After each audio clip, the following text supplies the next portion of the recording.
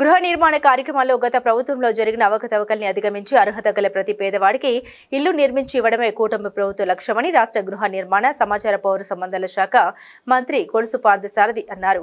శుక్రవారం జెడ్పీ హాల్లో రాష్ట్ర దేవాదాయ ధర్మాదాయ శాఖ మంత్రి ఆనం రామనారాయణ రెడ్డి, సర్వేపల్లి, కావలి, కోవూరు, ఉదయగిరి శాసనసభ్యులు Somireddy Chandramohan Reddy, Daggumati Venkata Krishnareddy, Vemireddy Prasanthireddy, Kakarla Suresh, NUDA chairman Srinivasulareddy, housing corporation MD Rajababu, జిల్లా కలెక్టర్ ఆనంద్తో కలిసి జిల్లాలోని గృహ నిర్మాణ పురోగతి గురించి సమీక్షించారు. ఈ సమీక్ష సమావేశంలో housing PD Venugopal, ZP CEO విద్యా రమ, పంచాయతీరాజ్ విద్యుత్ ఆర్డబ్ల్యూఎస్ ఎస్సీలు అశోక్, విజయన్, వెంకటరమణ, డిఆర్డీఏ పీడీ నాగరాజు కుమారి, ఎంపీడీలు, హౌసింగ్ ఏఈలు పాల్గొన్నారు.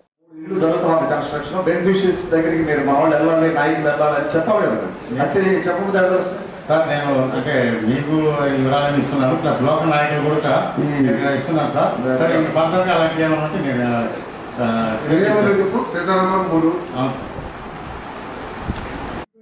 ఇంకొక 31 కాలనీస్కి వీలైతే ఇవ్వలేస్తాను. ఇంకా అక్కడ టేకప్ కాలనీస్ మొత్తము మాకు మంజూరీ ఇచ్చిన కాలనీస్ 34 సార్.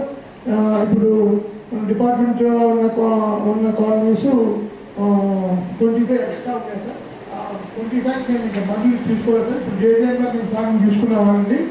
జేజేఎంలో ఆల్రెడీ 55 crores-కి 298 కాలనీస్ తీసుకున్నాం సార్. మేము పర్మనెంట్గా తీసుకున్నాము, టెంపరీగా అప్పటికప్పుడు తీసుకోవాలి. ఓకే, 42 అయితే తీసుకోలేదు. ఏవైతే కొంతవరకైనా కన్స్ట్రక్షన్ మొదలైనప్పటికీ ఏ రోజు ఒక 1.5 years బ్యాక్ అప్పుడు ఆ లేఅవుట్ వరకు మాత్రం తీసుకున్నారు. ఆ లేఅవుట్లో ఆల్మోస్ట్ ఒక 60% దాకా they done bores and lines. అంటే టెంపరీ లైన్స్, ఇది ఇంటింటికి స్టే కోసం ఉన్న లైన్స్ కాదు, ఇది జస్ట్ ఒక బోర్. స్కీమ్లో ఈరోజు ఈచ్ కాలనీకి 70,000 రూపాయలు నష్టపోతున్నారు. ఈరోజు ఆ విధంగా చేర్చేది గ్రామాలను కూడా మనం అర్బనైజ్ చేసిందో మనం మున్సిపల్ అడ్మినిస్ట్రేషన్ మినిస్టర్ గారికి రికమెండ్ చేసేసి అక్కడి నుంచి అవి కూడా తీసుకుంటే మనకి ఫైనాన్స్ సపోర్ట్ చేయకపోతే కట్టుకోలేరనే భావంతో మిగిలిపోయిన లెక్క ఇచ్చాం. మీరు ఏదైతే చెప్పారో తప్పకుండా ముఖ్యమంత్రి గారి దృష్టికి తీసుకెళ్ళి, యాక్చువల్గా మీ అందరికి మనందరూ కూడా తెలిసిందే రాష్ట్ర ప్రభుత్వ ఆర్థిక పరిస్థితి. అయినా కూడా 3,500 కోట్లు దాదాపు అడిషనల్ బడ్జెట్ తీసుకుని దీన్ని అప్రూవ్ చేశారు. మీరు చెప్పిన డిమాండ్ ఏదైతే ఉందో తప్పకుండా ముఖ్యమంత్రి గారితో చర్చించి అవకాశం ఉంది. ఇది ఈ ఇంక్లూజన్ ఏమో కలెక్టర్ గారు, మీరు ఎంఏడి మినిస్టర్ గారు కలిసి చేస్తే అయితే చూసుకోవచ్చు. రూరల్గా ఆగిపోయి మెయిన్ విలేజ్ని అర్బన్లో తెలిపారు. ఇప్పుడు ఆ హ్యామ్లెట్ ఏదైతే ఉందో రెవెన్యూ విలేజ్ మొత్తం ఎంటైర్ విలేజ్ మున్సిపాలిటీలో కలపలేదు. అక్కడ హ్యామ్లెట్ ఒకటి ఆగిపోయినారు. ఇప్పుడు ఆ హ్యామ్లెట్ నుడాకింద రానందువల్ల రాలేదు. అట్లా 5 విలేజెస్ నుడాకింద ఆగిపోయినాయండి. దానివల్ల ఇప్పుడు గ్రామీణ కింద 1,80,000 రూపాయలు వచ్చే పరిస్థితి. దాదాపు అక్కడ 220 మంది లబ్ధిదారులు ఉన్నారు. అంతా బీసీ, ఎస్సీ కులస్తులు కాబట్టి ప్రధానంగా నివసించేటువంటి వాళ్ళు ఇప్పుడు అర్బన్ కింద లేనందువల్ల 1,80,000 రూపాయలు వాళ్ళకి వచ్చే పరిస్థితి. వాటిని కూడా నుడా కింద తీసుకుంటే 2.5 లక్షల రూపాయలు రావడానికి అవకాశం ఉంది. కాబట్టి ఆ 5 విలేజెస్ని దయచేసి తీసుకోమని చెప్పి ఈ సందర్భంగా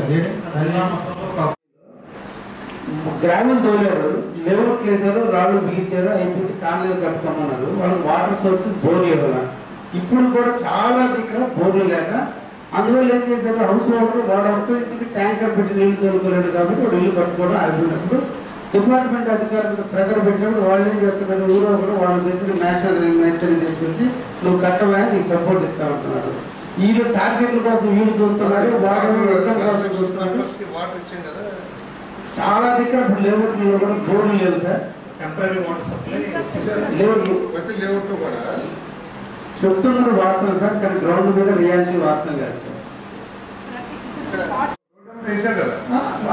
ఎక్కడైతే కాలనీ ఉంటుందో ఆ కాలనీ మధ్యలో తెచ్చి చిన్న చిన్న ట్యాప్స్ పెట్టి కంప్లీట్ ఇవ్వడం జరిగింది సార్. పెద్ద లెవెల్ అయితే డిఫరెంట్ కార్నర్స్ పెద్ద లెవెల్కి డ్రైన్ చేసేసాము. 5 వేస్తాం. సెక్షన్ 2.5 లక్షలు లేదా 3 లక్షలు ఇస్తున్నాం, కాలనీ గిట్టదు. దాంట్లో మళ్ళీ కాంట్రాక్టర్ వాడికి కనీసం వాడి కూలన్నా గిట్టాలి. వాడు బిల్లు వచ్చినప్పుడు హౌస్ హోల్డర్స్ పేమెంట్ ఇవ్వాలి. యాక్చువల్గా వాడి అకౌంట్కి వచ్చే సిస్టమ్ లేదు. కాబట్టి వాడు పైన వాడి అందువల్ల ఏంటంటే నా సజెషన్ అండి, కాంట్రాక్టర్ని ఎంకరేజ్ చేసినకంటే 1-2 సార్లు గ్రామ స్థాయిలో గ్రామ సభలు పెట్టి ఎవరికైతే మనం శాంక్షన్లు ఇచ్చామో వాళ్ళందరినీ ఒక అసెంబ్లీ చేసి ఎమ్మెల్యేలు కావచ్చు, స్థానిక సంస్థల నాయకులు కావచ్చు, అధికారులు కావచ్చు, 1-2 సార్లు వాళ్ళని ఎంకరేజ్ చేసి కట్టిస్తేనే ఒకటి క్వాలిటీ ఉంటుంది, రెండోది ఇటువంటి మిస్అప్రోప్రియేషన్ జరగకుండా ఉంటుంది.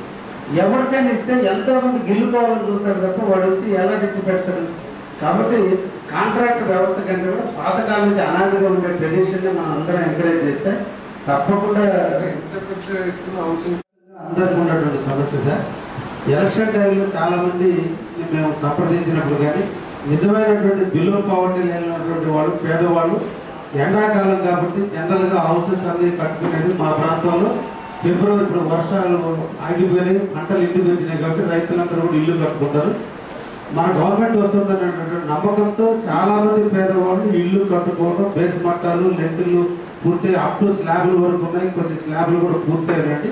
దయించి మనం ఎప్పుడో కట్టుకున్న వాళ్ళు కూడా ఈ రోజు ఎస్సీలకి అందరికి 50,000, ఎస్టీలకి 75,000 ఈ రోజు ఇస్తున్నారు. కాబట్టి పేదవాళ్ళు బీసీలు కూడా బీసీ వాళ్ళు కూడా 50,000 ఇస్తున్నారు. కాబట్టి ఇలా హౌసెస్ కట్టుకున్నటువంటి వాళ్ళందరూ కూడా వాళ్ళు బిలో పవర్టీలో ఉన్నటువంటి వాళ్ళే. ఒక విలేజ్లో తారతమ్యం ఇప్పుడు వాళ్ళలో ఒక మనోభావం దెబ్బతింటుంది. మేము ముందుగా కట్టుకొని గవర్నమెంట్కి ఇన్కమ్ తెచ్చిపెట్టాము జిఎస్టీ రూపంలో, మేమేమో హౌసింగ్ స్కీమ్లో నష్టపోతున్నాం. కొత్తగా కట్టుకున్నోడికి 2.5 లక్షల రూపాయలు 3 లక్షల రూపాయలు బెనిఫిట్ వస్తుందని ఒక కంపారిజన్ ప్రజల్లో వస్తుంది. ఒక 2 ఇయర్స్ యువతల నిరుపేదలు కట్టుకున్న ఇళ్లను కూడా హౌసింగ్ స్కీమ్లో తీసుకొచ్చి వాళ్ళకు కూడా బెనిఫిట్ కల్పిస్తే అన్ని విధాలా కూడా కొంచెం బాగుంటుంది. ముఖ్యంగా మనం 1 ఇయర్ అవుతుంది ప్రభుత్వం వచ్చి 10 నెలలు పూర్తయింది. అట్లీస్ట్ ఇటీవల కట్టుకున్నటువంటి స్కీమ్ రాకముందే కట్టుకున్నటువంటి వాడు గత ప్రభుత్వంలో లోకల్ నాయకుల యొక్క వైఫల్యాలు, వాళ్ళ బెదిరింపుల వల్ల పేదవాడు ఇల్లు కట్టుకోలేని పరిస్థితుల్లో ఉన్నప్పుడు ఈ గవర్నమెంట్ వస్తుందని నమ్మి ఎలక్షన్కి ఒక 6 నెలలు సంవత్సరం ఉన్నతంగా ప్రజల్లో ఒక చైతన్యం వచ్చినప్పుడు అందరూ కూడా ధైర్యంగా ఈ రాష్ట్రంలో ముఖ్యమంత్రి చంద్రబాబు నాయుడు కాబోతున్నాడు, పేదవాళ్ళందరికీ న్యాయం జరగబోతున్న నమ్మకంతో కట్టుకున్నటువంటి పేదవాళ్ళందరికీ కూడా ఈ స్కీమ్లోకి తీసుకొస్తే వాళ్ళకు కూడా మనం ఈ సహాయం చేసినటువంటి ఉంటుంది. చాలా మంది మాకు రోజువారీ వచ్చే చెప్పేటువంటి సమస్యలు ఇది ప్రధానమైన సమస్య. దయించి మంత్రి గారు దీని మీద ఒక మంచి నిర్ణయం తీసుకుంటారని నేను ఆశిస్తున్నాను.